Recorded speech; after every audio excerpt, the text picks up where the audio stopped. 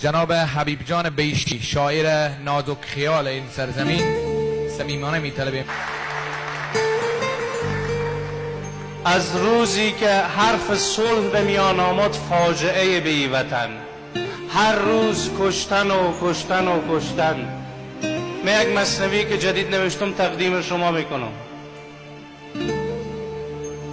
میرسد روزی که زخم جان ما درمان شود، میرسد روزی که زخم جان ما درمان شود، در کویر خشک ما از رحمتش باران شود. خسته ایم از جنگ، از آتش و باروت و دود، چون کسی هرگز به فکر مادر میهن نبود. تا نباشد خوش دمی یک لحظه ای کام وطن، هی نفاق انداختن در بین اقوام وطن. مرز می سازن میان شهرهای خاک ما، گند می سازن به والله سرزمین پاک ما. از هراتم کابلم همدرد و محزون من است، دشمن بلخ و بدخشان دشمن خون من است.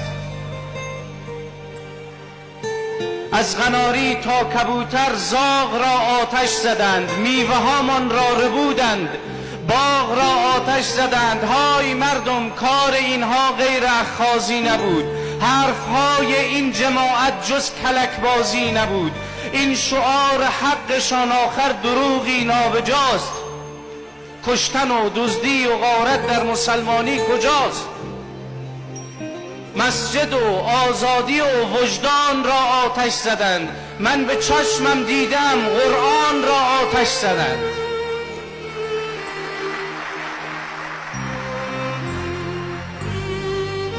من به دینم پایبندم، مثل کوه است باورم، ور مسلمانی چنین است بعد از این من کافرم. آتش اینجا شعله‌ور شد، دود او تا آسمان، از همان روزی که حرف صلحشان آمد میان. صلح یعنی جنگ، یعنی آتش و درد و فغان. صلح یعنی جنگ نافرجام ما اینجا بمان. صلح یعنی که بریده شاخه امید ما.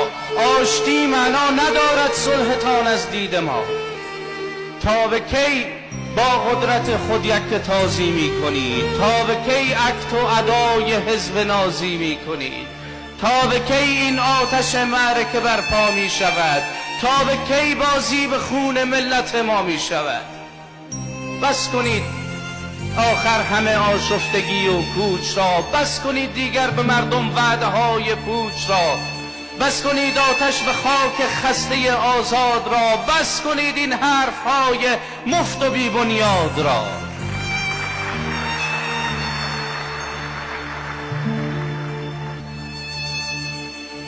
سفرت خالی و دستت دائما بیدانه باد، خانه را ویران نمودی خانه‌ات ویرانه باد. کشتن و بستن شده کار خوش آنیتان، من به والله شک نمودم بر مسلمانیتان. هرچه بنویسم بدی از نسل ایشان میرسد، هی گلویم بغض کرده شعر پایان میرسد. ممنون.